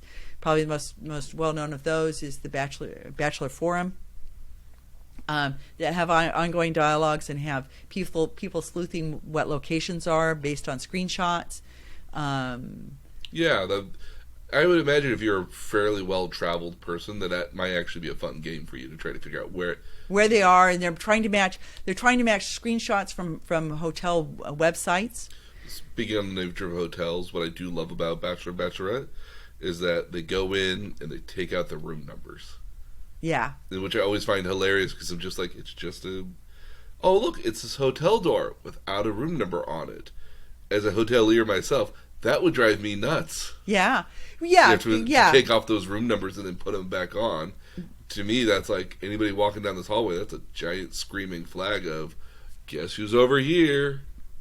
Yeah, but on the flip side, what you don't want is people trying to break into or ransack a room so they can just be in the room that the Bachelor was in. Absolutely. Yeah.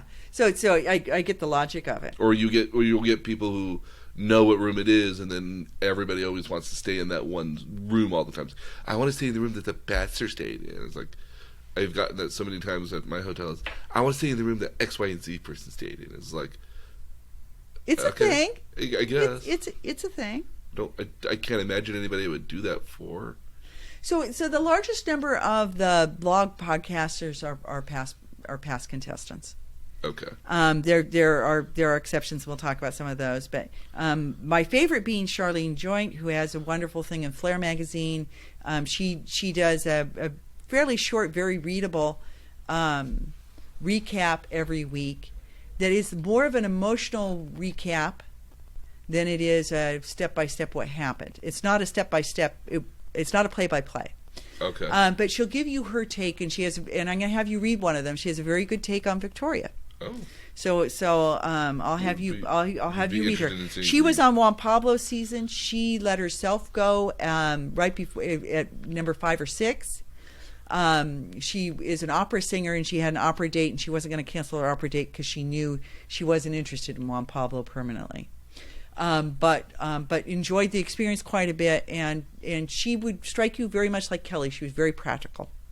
Oh, okay. Well, I mean, if you're an opera singer, that's not an easy profession, and it seems like something in which you would have some professionality in. So she offers a lot of insight. Another one of my favorites, and this is a podcast, is Olivia Caridi. She's from Chris Solis's season. She was a villain, but she actually has her degree is actually in media, and she openly admits that this show ruined her career, because she was hoping to be a newscaster, had done some news and sportscasting, but got such a bad at it that she could not go back to that. She's a little snarky in a nice sort of way, very insightful, and not Bachelor Nation. Either is Charlene Joy. Those are both sort of spoilerish. More spoilerish. Although Charlene doesn't spoil. She'll give you her top 3 each week, and she'll give you the reasons why. Okay. And she doesn't spoil, but Olivia will. And her podcast is called Mouthing Off. Everyone's got a podcast nowadays. Yeah. Which is funny coming from the guy who has a podcast. Yeah, this is true.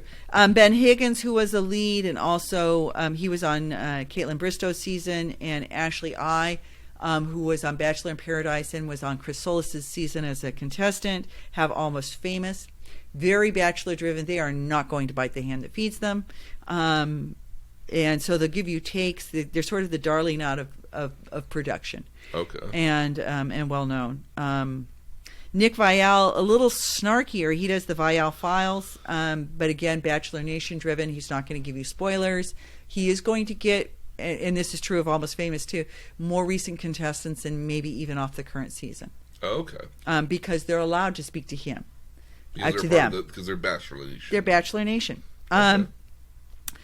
Rachel Lindsay and Becca Kufrin are the official Bachelor Nation podcast. Their podcast is Bachelor Happy Hour. Again, recent contestants. Both were Bachelorette leads. Oh, okay. Okay. All right, so they have a little bit more stake in this. Yeah. Caitlin Bristow, not Bachelor Nation. Hers is Off the Vine. Lots of wine and very messy conversation. Oh, sometimes that's good. Yeah. If you remember Becca from Ari's season. Yeah. Okay. She has... Well, there's like 2 Beccas that season. Oh, young Becca Martinez. Yeah, the one that was like, we both agreed was like, you're like 21, 22. I think she was 22 or 23, but he was 36. Yeah. Seemed a little creepy. But no, I enjoy her quite a bit. She has a podcast with a friend called something Bitches, or Chatty Bitches. Chatty Bitches. So that's as well another contestant-driven podcast. The non-contestant blogs and podcasts, Reality Steve, by far the most quoted spoiler, the most well-known spoiler of the franchise. Okay. Here to Make Friends is the Huffington Post version. Version. It has a rotating, and several of these do, a rotating list of hosts. Gets lots of big-name contestants. Okay. After Buzz TV, again, a rotating cast of hosts, but very reality TV driven. Okay. Bachelor Party with Julia Littman. She's a super fan. Okay. And that's on Ringer. She was one of the first. She has great connections and is friends with some members of production. So she offers you quite a bit of insight. On the inside. Okay. Yeah, on the inside. Okay. There are broses. I'm sorry, a what now?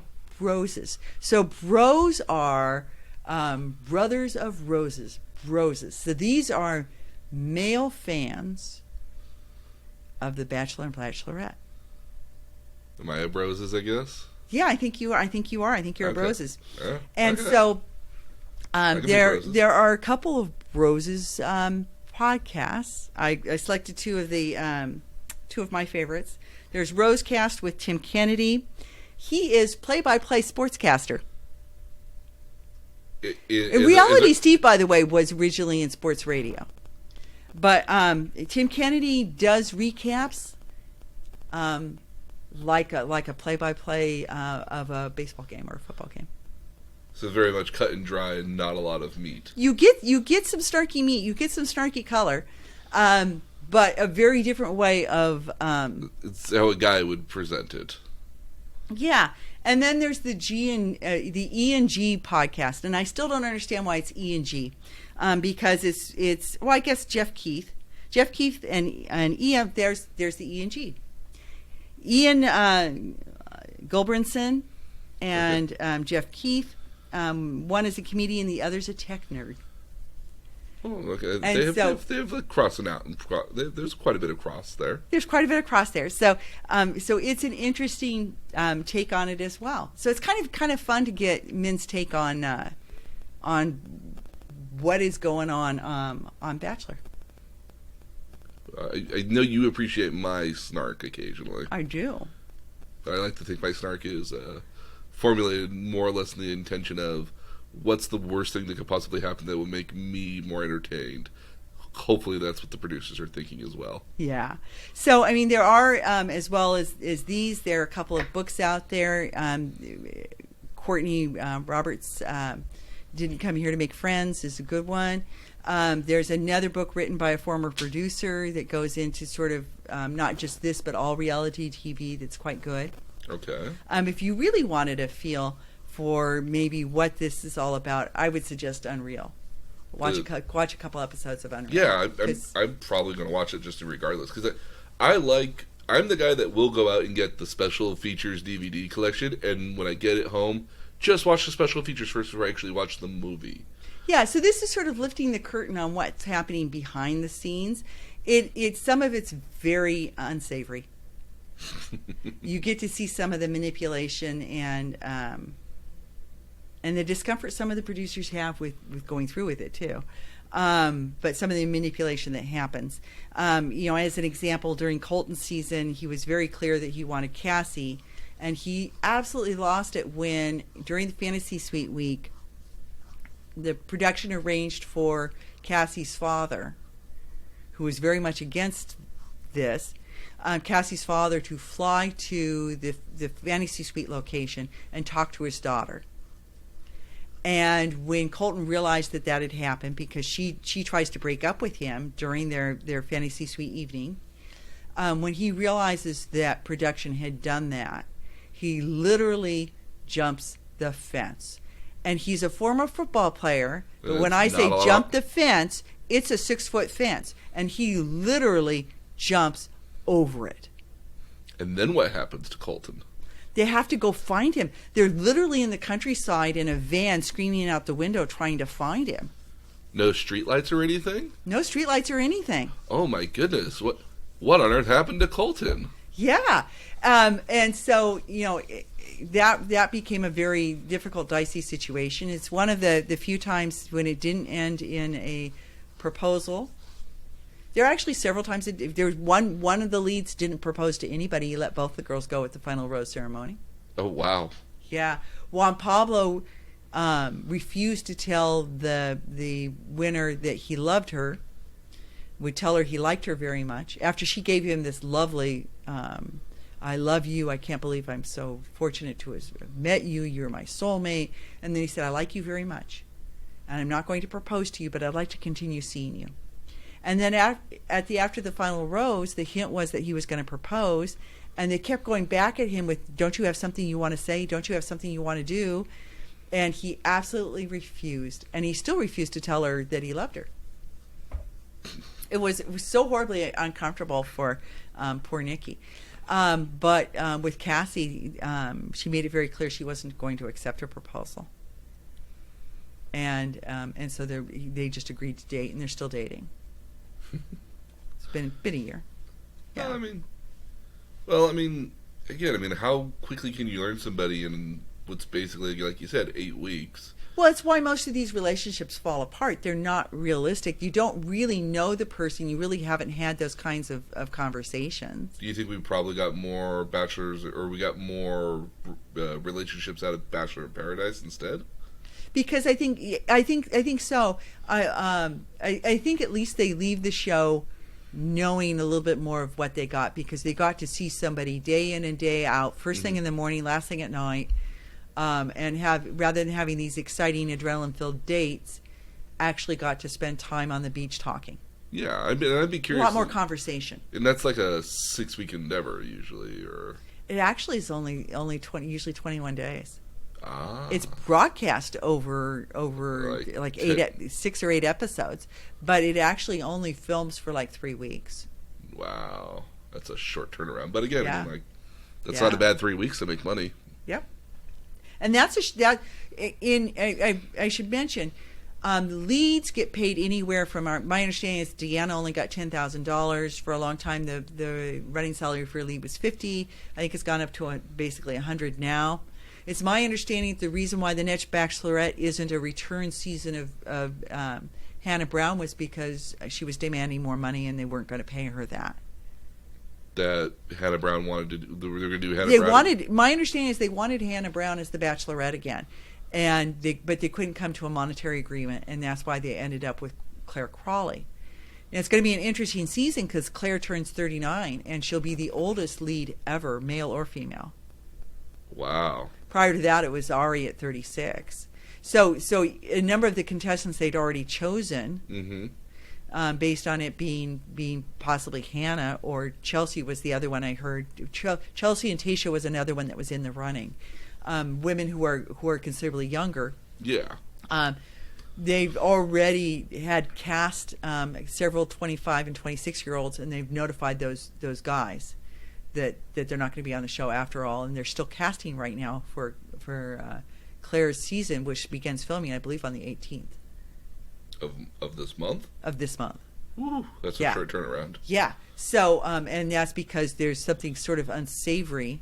They got a lot of complaints during Ari's season, and also during Juan Pablo's. Juan Pablo was in his 30s, over having contestants who were 23, 24. I mean, on this season, you have, I think, 4 or 5 23-year-olds.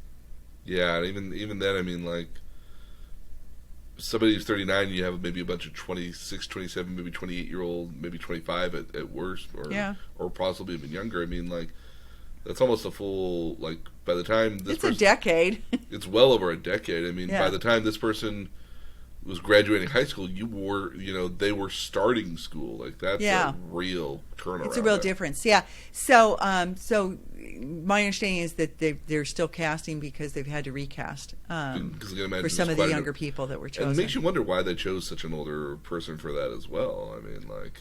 I think I would have liked to have seen Tayshia. One of the controversies regarding the franchise as a whole is that there's very little minority.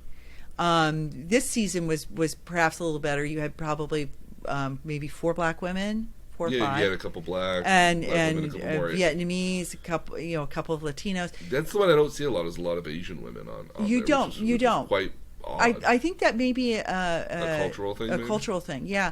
But we've only ever had 1 black lead.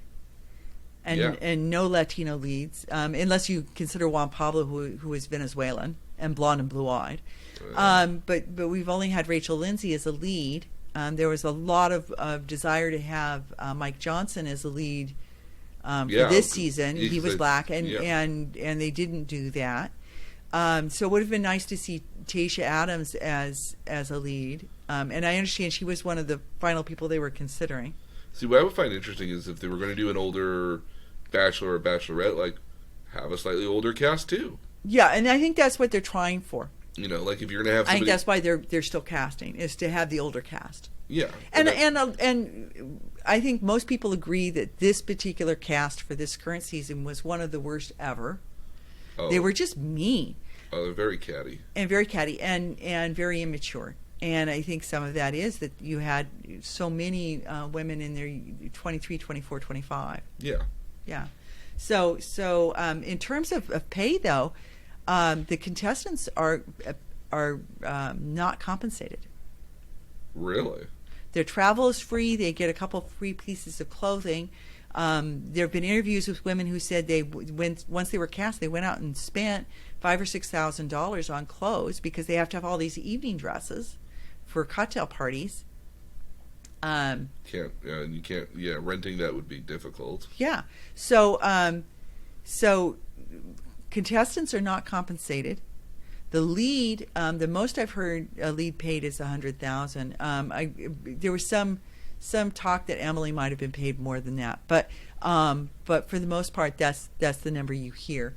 However, Bachelor in Paradise, they're paid, I think, per episode they appear on, and they get a couple thousand per episode.